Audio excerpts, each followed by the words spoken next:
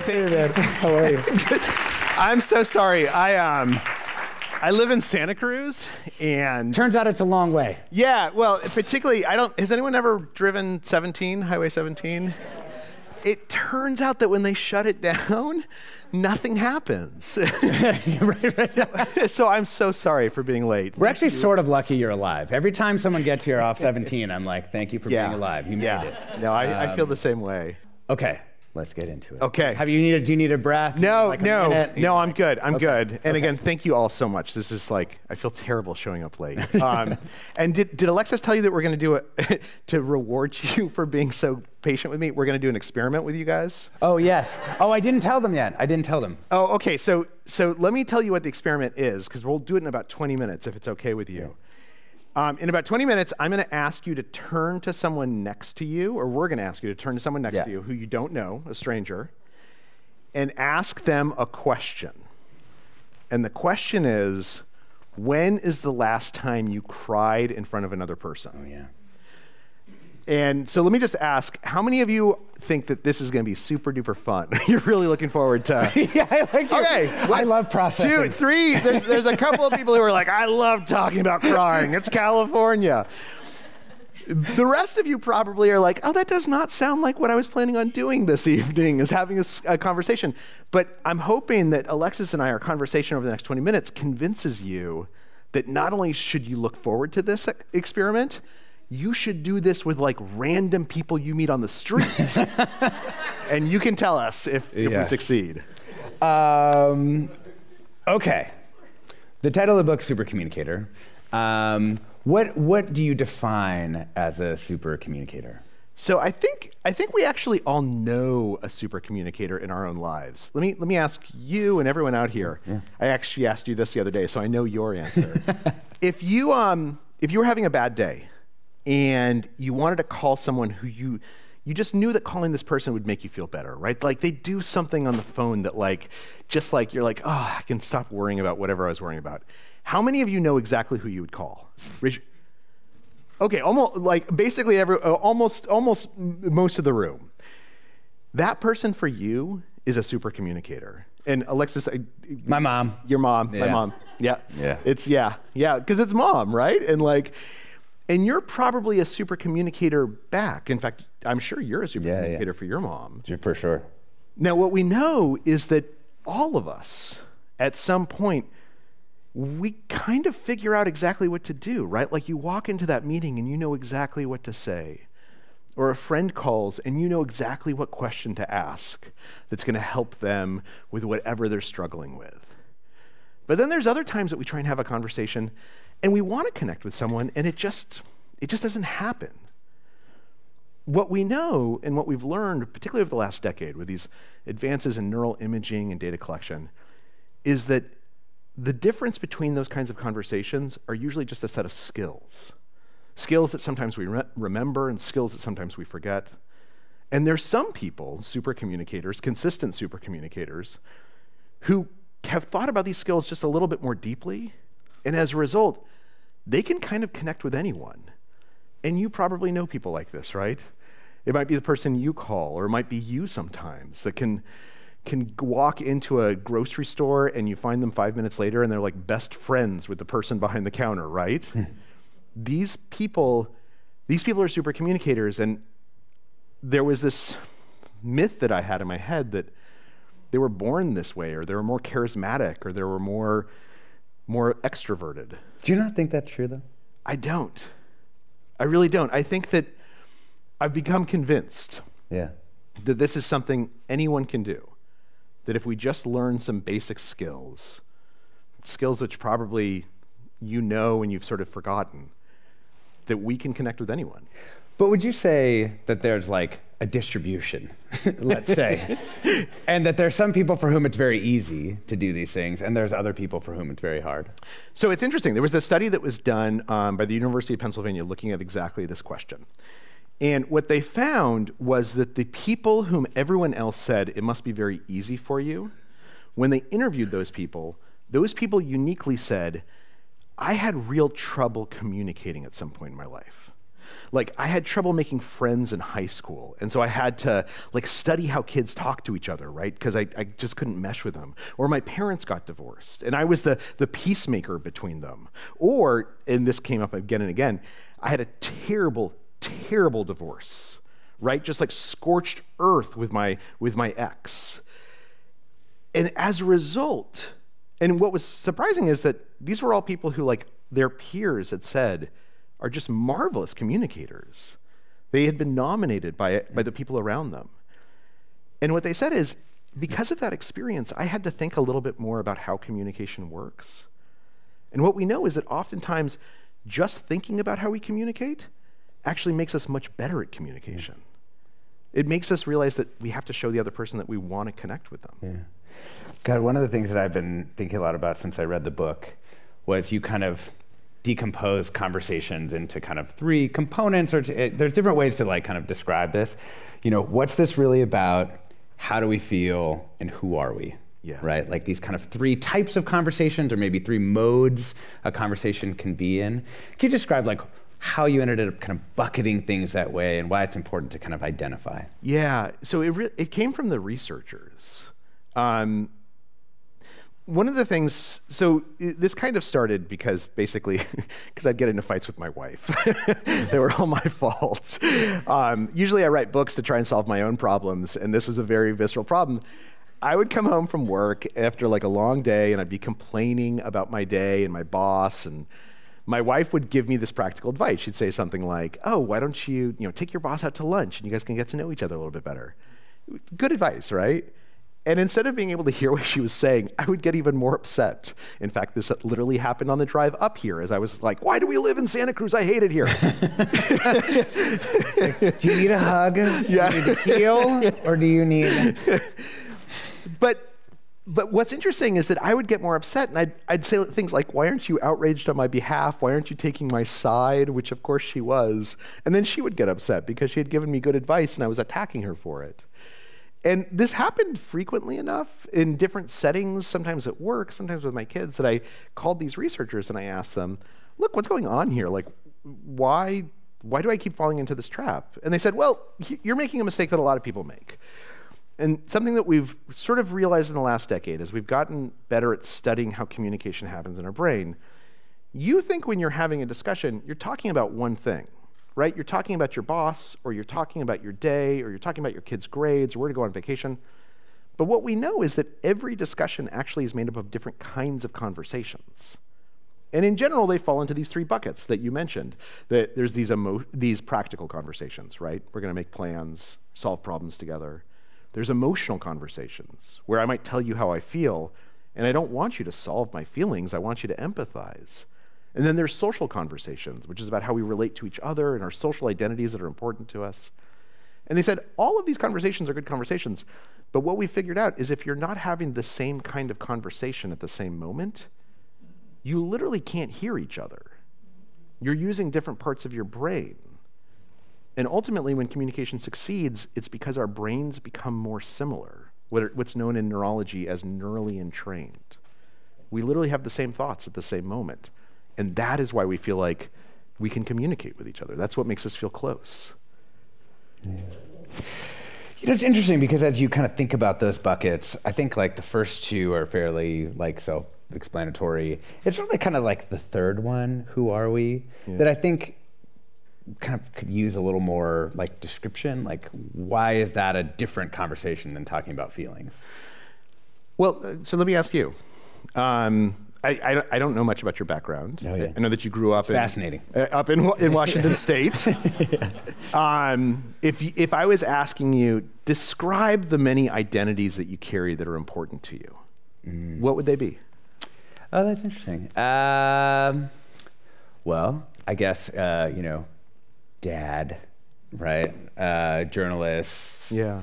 I think I would probably say, yeah, like mixed background kid, rural person, moved to the city kind of thing. Yeah, but probably, and I'm sure there's a lot more than that. But and there's some of those we have in common, right? Like we're both dads, we're both journalists. Yeah. I did not grow up in a rural place like Washington State. Yeah, yeah. Do you think growing up in Washington State, does it give you a little bit of a different perspective than you think I would have, or people you know who grow up in cities? Yeah, I think so. I think so. Yeah, in part because it's the sort of economic. It was almost like part of my county tried to like secede from the other county as like a far right kind of early kind of maneuver, and so I feel like I have seen some of the things that then came later. So yeah, that's super interesting. Yeah. Let me ask folks in the audience, how many of you, if I was to ask you the many identities that you carry that are important to who you are, if I was to ask you, would you see things differently than I would if you are different from me because of those identities? How important are those identities, you think, to how you see the world? Go ahead and raise your hand if you think that identity makes a difference in how you see things. Yeah, I think almost everyone does that, right? And that's why this social conversation is so important, and also why we so often fail to have it or to recognize it, is because it's our instinct to figure out what we have in common, right? We're both dads, we're both journalists, we like each other. Yeah. But the thing that's actually really interesting, the thing that would help me understand you better, is the parts that are different from me. And particularly, since George Floyd, these conversations have become so much harder to have, right? Because we feel terrible discussing our differences, bringing them out into the open. There's a really interesting study that was done by a woman named Kiara Sanchez, who's right now at Dartmouth, where she would poll people, she would find college students and she would ask them if they would be willing to have a conversation about race with one of their friends who's of a different race. And she sort of set it up to try and figure out, everyone would sort of say, no, I'm not so into that. And she'd say, okay, how much do I have to bribe you, right? Like, can I come up with different things? Would you do it for $10? Would you do it for $20? Gotta love an economist. Yeah, exactly. And she found that if she got to $193, then people were willing to have conversations. Now, what's surprising to me about this is, number one, these were friends of each other, right? These are friends of each other who obviously know that they're of different races, and yet they shy away from talking about it so much that they need to be bribed to do it. And number two, she asked them why. And she found this very consistent pattern. It was usually white and black that she was looking at. White friends were terrified that they were going to say something racist accidentally. And black friends were terrified that their white friends would say something racist accidentally. And so as a result, this fear and this anxiety just meant the conversations didn't happen. And yet, I have friends here, and it's not because of the things that we have in common that I really like you guys. It's because you're different and interesting. Yeah. No, that makes sense. There's a kind of crucial part of the book, and it would be part of like any of these kind of conversations, which is, you don't want those friends to get together and just have a conversation about race that is up here somewhere, floating in the, sociological literature. You want them to have like real conversations about the way that race has been a part of their life, or these kind of deeper issues. So maybe we can talk a little bit about the power of questions and what you see as kind of the right kind of questions. Yeah, no, thank you for asking. That's a great question. So in the book, one of the stories that we tell is about what happened at Netflix. You might not remember this because it sort of went over my head, but in 2017, there was a senior executive at Netflix who had a meeting with his colleagues, and he used the N-word in the meeting. And he wasn't calling someone this. It sort of, in context, it made a little bit more sense than simply saying it. And he had lived abroad for the last 20 years. But obviously this is terrible, right? This made people in the room feel so uncomfortable. And for the African-American employees in the room, it felt like an assault. And so he ended up getting fired. But what's really interesting is this controversy just got bigger and bigger and bigger. There were some people within Netflix who said, look, this is evidence. The internal controversy. Internal controversy, yeah. I'm sorry, the civil war within the company. And there were some people who said, look, this is evidence that Netflix has this race problem. Like we are prejudiced and we're not admitting it. And other people saying things like, you know, that's not true. I'm not racist. It's just that you haven't gotten the promotion because you're not as good as your job as I am. And as you can imagine, this just put people at each other's throats. So much so that Reed Hastings, the head of the company, he told someone that he thought he was going to get fired over this. And he thought that it might destroy the Netflix.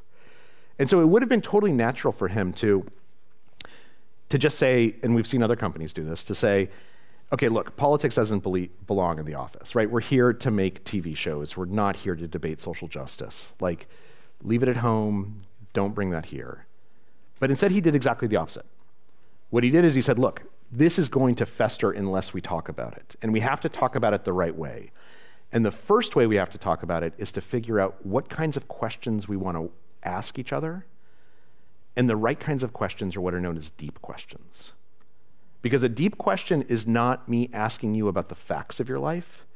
It's asking me how you feel about your life. It's a question that invites you to talk about your values or your beliefs or your experiences, and it's rooted in you. And these deep questions are really easy to ask when you look for them. Like if you bump into someone who's a lawyer, the most natural thing to do is say like, oh, you know, where do you practice law? Or what kind of law do you practice? Ask them I would about not it. ask that question, I don't think. Okay. Or can I hire you? Can I hire you? Yeah. Ask about a fact about their life. But the deep question is to say, oh, what made you decide to go to law school? Like, what's the best case you ever worked on? And when we have those when we ask deep questions, it tends to be disarming. Now, when it comes to race, of course, it's hard, right? Because some questions can be too intrusive, too disarming. But what Netflix found is that when they structured these conversations correctly, when they acknowledged at the outset that these are going to be awkward conversations, we're going to say the wrong things, and I'm going to ask you not to hold it against me, and I apologize in advance if my phrasing is not really what I mean. And then you turn to someone and you say, I'm just wondering, like, what's it like to be a black man at this company? Or what's it like to be a mom with kids and a professional woman? Or what's it like to be someone who grew up in rural America now living in a big city? When we invite people to tell us who they are, it seems to get much, much easier, and we seem to learn something about each other that's really valuable. What do you think like the outcome for Netflix was?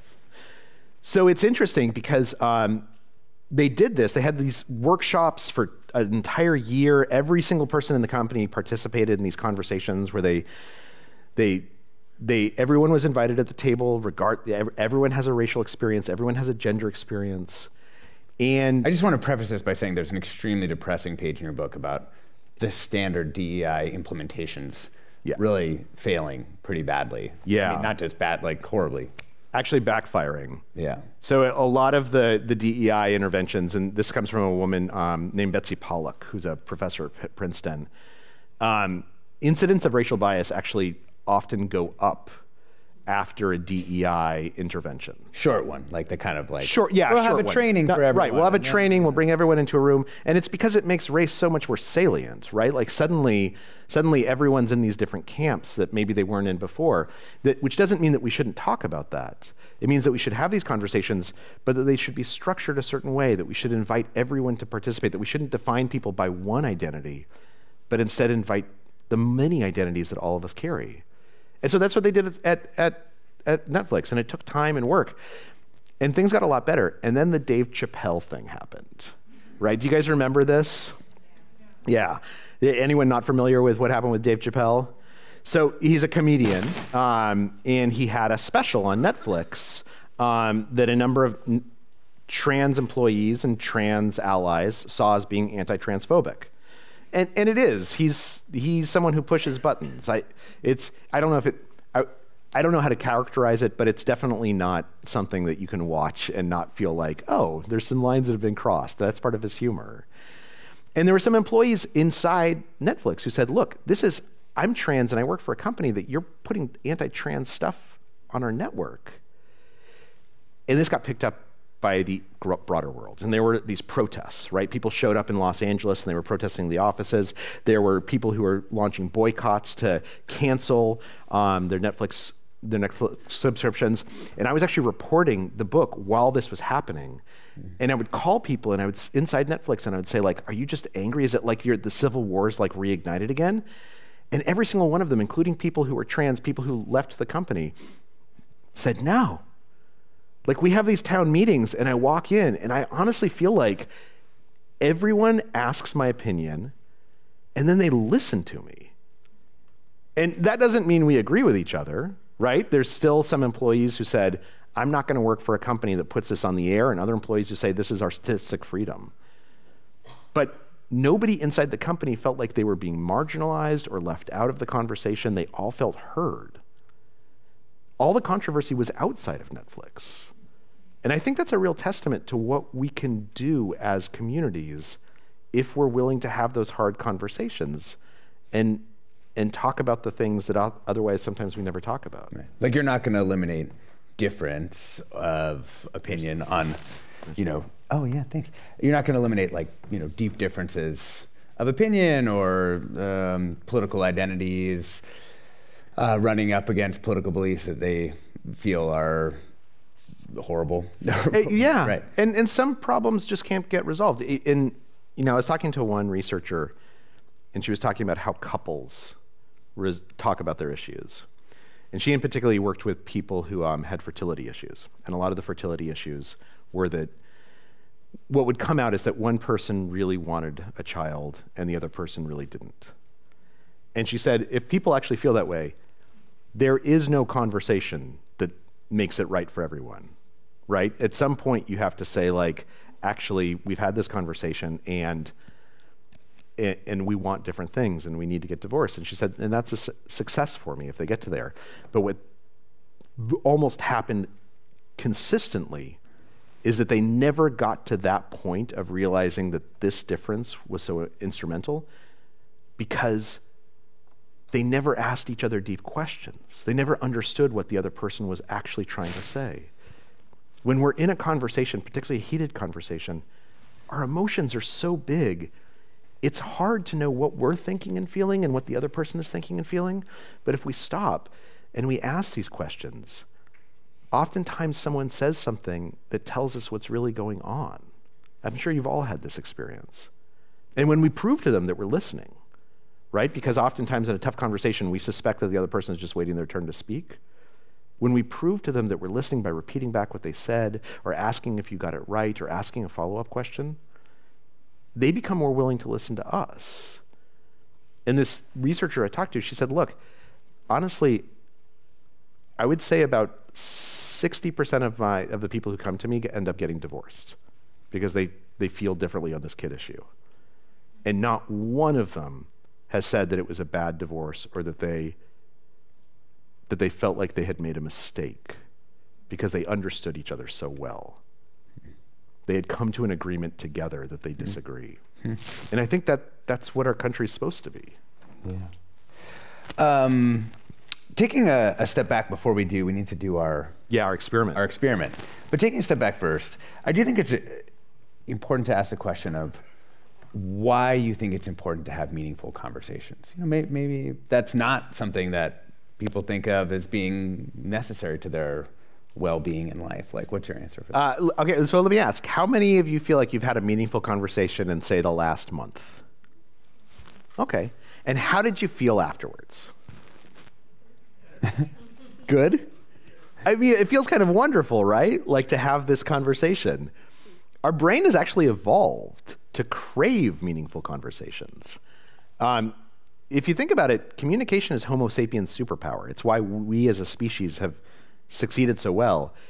And the way that evolution did this is that people who wanted meaningful conversations, they had an easier time forming bonds with others and therefore building families and tribes and surviving longer. And that craving for conversation, it's become something that's buried in our brain, in our neurology. And what's interesting is when we don't have it, we're miserable. The Surgeon General just said that loneliness is the equivalent of smoking 15 cigarettes a day. And there's this thing called the Harvard Study of Adult Development. I'm sure you're probably familiar with it. one of the largest studies. They followed thousands of people around. It's been going on for almost 100 years.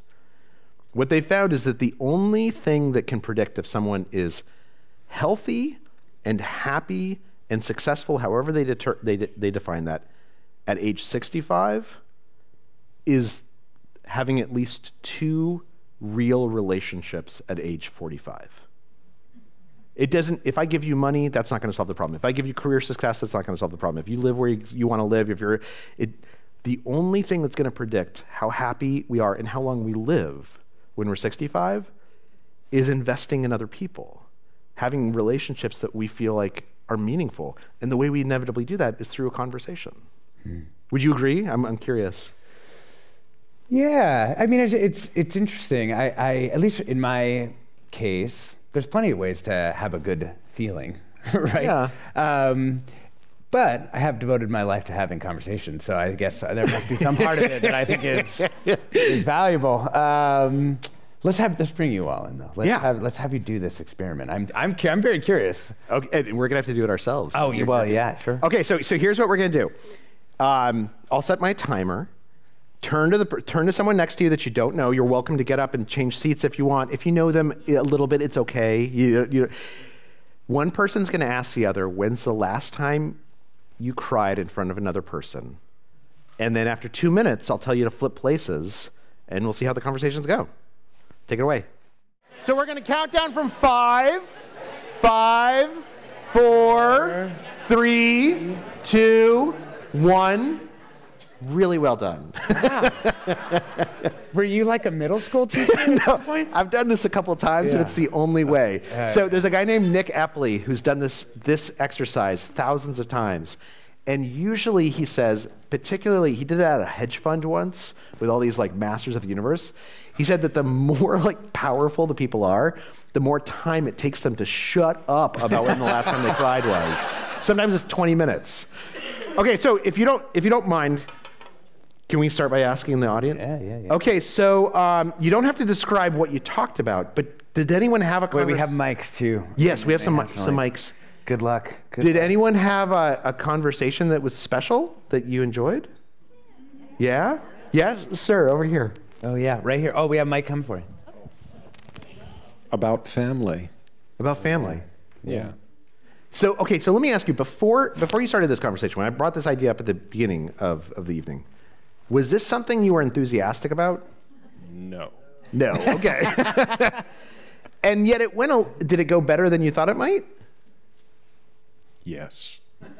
Okay, so I want to ask 2 things. I want to ask, first of all, why it went better, and secondly, why your forecast wasn't right. So let me ask, what was it about that conversation about family? What made it feel good?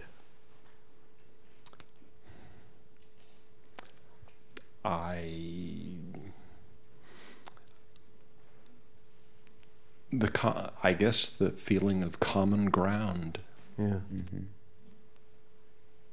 The experience you mentioned and that the other person mentioned, were they similar experiences? Closely related, yes. Okay. Mm-hmm. Okay. Yeah. So let me ask, why do you think you forecasted inaccurately?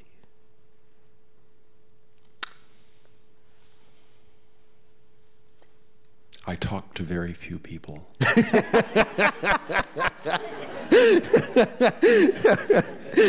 That's a good reason.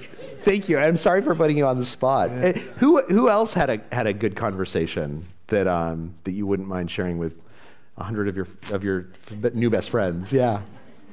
We have one over here. I liked our conversation for a different reason. I said that I didn't really want to share exactly the details of crying because I'm trying not to overshare. And we didn't even exchange names, but the gentleman here, his response was so like reaffirming and like, well, it's okay. Like that, I learned this about you and this and this, and it just felt like such a like validation. I guess I felt validation. Yeah. Like that someone had listened closely to you. Yeah, very much so. And do you mind can we pass the mic to the person you spoke to? What was the conversation like from your perspective? Well, it was very good. Again, I think we got some insight a little bit into each other, and we are vastly different personalities, and there's absolutely nothing wrong with that. We're all individuals. We have different ways of handling our emotions and our feelings, which again, there's no right or wrong. So it was interesting to talk to someone I've never spoken to before, and at I won't say a visceral level, but certainly at a more than just, how's the weather today level. And let me ask one other thing for both of you. Did it feel vulnerable, to have this conversation? Did you feel vulnerable? I did to a certain point. Yeah, for sure. Yeah. And what's interesting is, let's say that the person you were talking to, let's say that they had been caring, but they said, actually, the thing you're bringing up is a little weird. Would it have destroyed you? Would it have been oh, you know what? I have to change my whole life. I said this weird thing. I took a risk and it didn't work. Or would you sort of brush it off? What's your question again? I think, so there's this interesting thing that happens, which is vulnerability is the loudest form of communication. And again, this has roots in evolution. In a state of nature, if someone is vulnerable or if someone is inauthentic, they might pose a real risk. Or being able to evaluate vulnerability and authenticity and inauthenticity is something that is really important to survival. And so when someone says something to us vulnerable, we almost can't help but listen to them. Even if we don't want to listen to them, we lean in. And what's interesting is, when the other person shares something vulnerable, or they just acknowledge your vulnerability, or they validate what you're feeling and say, I don't need to learn more, I feel like I'm learning so much about you. We are hardwired to trust that person more, and to like that person more, and to want to listen to them. And so this exercise that you all went through, the reason I think it's so interesting is because, first of all, you just had a wonderful conversation with someone you don't know. And the truth is, you pass people you don't know all the time. And you don't have to have conversations with all of them. I like to get on the bus or the subway and just kind of read my book, and you don't have to have conversations. But it is this very empowering thing to know that when you want to, you will enjoy it way more than you think you will. You will feel closer to that person than you think that you're going to, and they're going to love talking to you, and you're going to love talking to them so much more. Particularly, you have to be careful with that. Right, you have to be careful. So this question, it comes from something called the Fast Friends procedure, where these researchers brought hundreds of people in pairs, strangers, and they'd give them 36 questions to ask and answer back and forth over 45 minutes. You've probably heard of 36 questions that lead to love. And the most viral New York Times thing. Exactly. Yeah. So they do this experiment, and this is in the 80s. It's pre-internet, and everyone comes out and they say, "How was it?" And they say, "Oh, it was good." Everyone goes their separate ways. The actual experiment took place 7 weeks later, when they tracked down everyone who had been who had participated in the experiment, and they found that 57% of the people had sought out the person they had talked to, even though they didn't know their name, they didn't know where they lived. There was one guy who said, "Oh, I knew his name was John, and his last name started with S. And so I called all the people with John S. in the phone book until I found him." Pretty normal behavior. Yeah.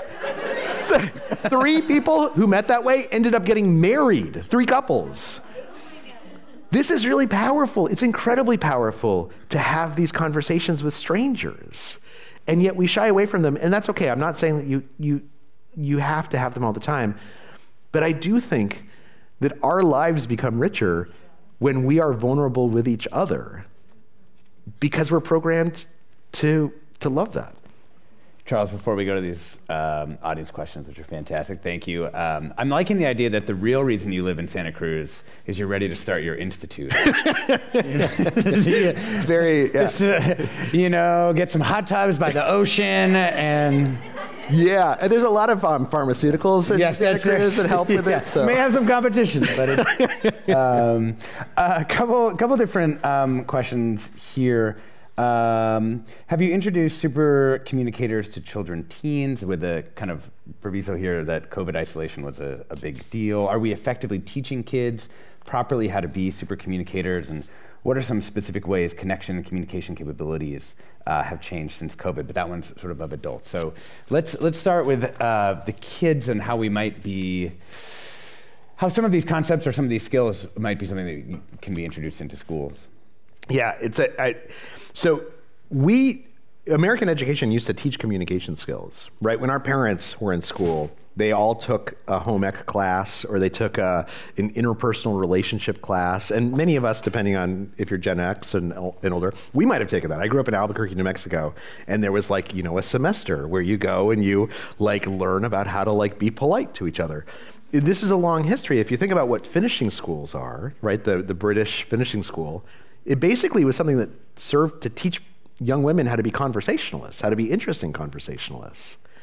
But as schools became more technical, this has fallen out of the curriculum. And I think, and as phones have risen, right, and my kids are on their phones all the time. They have these conversations I hardly even understand because it's all emojis. We have stopped instructing it. But the good news is, and I'm sure many of you do this, as parents, it's pretty easy to fight against this. So I play this game with my kids where when we go to dinner, they have to go ask questions of 3 strangers in the restaurant before the food comes. And they What is their reward exactly? Well, okay, so they absolutely... Or they get their phone taken away? I'm trying to imagine They hate doing this, and I'm like, you gotta do it, I'm your dad, and they like do it. I should have been your kid, I would have. And then the younger one always comes back with like $5 or $10, and he's like, I'm gonna do this again. This is a great exercise. Whatever questions he's asking is definitely getting some money from the people he's asking them of. It's probably things like, can you give me money? Because yes, I was about to say, abusing me, yeah. But the reason I do this, and I'm sure you do similar things with your kids, is because getting into the habit of asking questions, learning that it's easier, it's not a hard thing to teach our kids. And I know that as a parent, and probably you are as well, we're worried about what their phones are doing to our kids. But the research tells us we don't need to be that much more worried than our parents were about the fact that we would spend 7 hours a night on the telephone with our friends from middle school.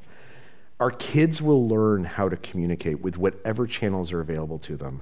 And as long as we are pushing them to communicate well, we're modeling good communication for them, and we're pushing them to explore how to communicate, they're gonna be fine. That's a nice idea. I mean,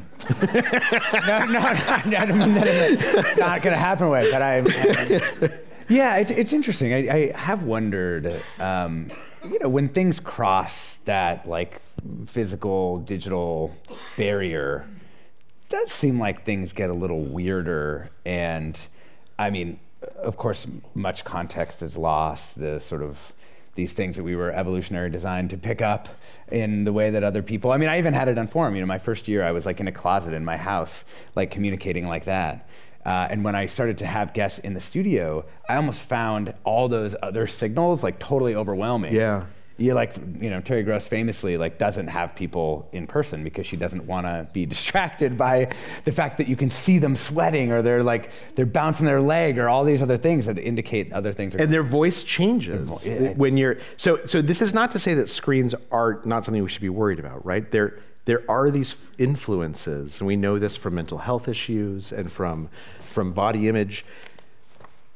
But what's interesting is that when those things happen, it tends not to be conversations. It tends not to be kids communicating with each other. One of my favorite examples of this, so when phones first became popular about 100 years ago, there were all these studies that said, no one will ever be able to have a real conversation on a telephone because you can't see each other. And what's interesting is, at the moment, they were right. There's transcripts of early phone conversations for like 15 years after phones became popular. And people didn't know how to talk to each other. They used it like a telegram. They would send each other like grocery Thanks, orders. Charles, stop. Yeah, exactly. They're very close. And then something happened. And by the time my guess is if I was to ask you some of the most important conversations you've had in your life, some of them happened on a telephone. And that does not mean that telephones are universally good. And it does not mean that we can use telephones in bad ways and it doesn't affect us. But it does mean that if we bring if we teach our kids to have their common sense, if we teach them what good communication is, then it hopefully offsets some of the negative things that come from the isolation of using that phone and looking at TikTok rather than talking to your friends. I'm conscious of people's time, so I'm just going to ask this last final question here. Let's go with, how should you approach conversations about contentious topics? And then portentously it says there's an election coming up. So this is something that researchers have looked at a lot. How many of you are not looking forward to having a conversation about politics with someone you're related to? Okay, that's about half the crowd, right? And the other half is like, haha, we're all Democrats. But those of us who have crazy uncles, it's really hard, right? So here's what we know about how to have these conversations and make them better. In the book, there's a description of this experiment that was done, where they brought together people who were gun rights advocates and gun control activists. Right? These are people who are dedicated to their causes. Many of them knew each other because they had screamed at each other on the floors of legislatures or across protest lines. And they bring them all together and they tell them, look, our goal is not for you to convince each other of anything. It's not even for you to find common ground. We just want to see if you can have a civil conversation. And before the conversation begins, we're going to teach you this one skill. And this skill is called looping for understanding. We want each of you to ask the other person a question. And then hopefully a deep question if you can.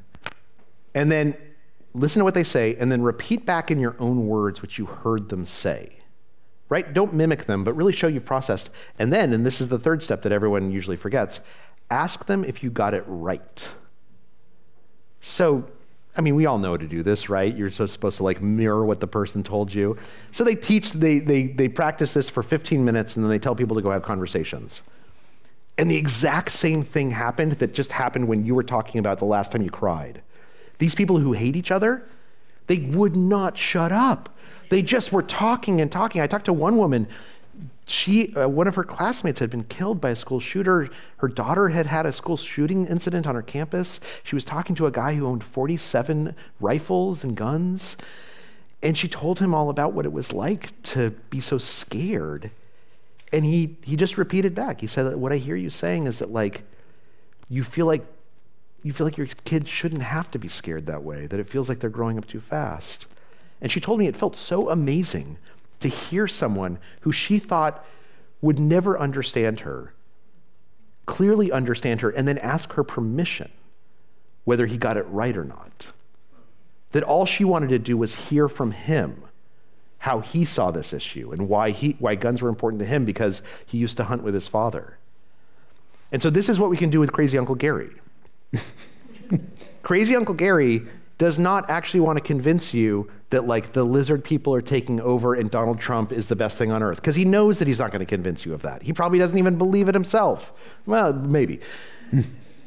But if Crazy Uncle Gary has something that's going on and we ask him, look, I'm just curious, why does this election matter? So, you're clearly passionate about what's going on. Tell me what this candidate means to you. Beyond his policies, why is this important to you? It seems to speak to something in your soul. And then we just listen, and we prove that we're listening, and we prove that we're trying to understand. Uncle Gary's going to feel great. And then Uncle Gary will be more willing to listen to us. And that does not mean that you're going to walk away agreeing on who should be president or whether lizard people are a real problem. But it does mean that conversation is going to be a lot more pleasant, that you're probably going to learn something about this person who you love, and that ultimately you have been a fantastic success, because the goal of communication is not to convince someone else. It's not to appear smart. It's not to say our piece. The goal of a conversation is just to understand the other person and give them a chance to understand you. And if you do that, you will feel better afterwards. That's a good ending.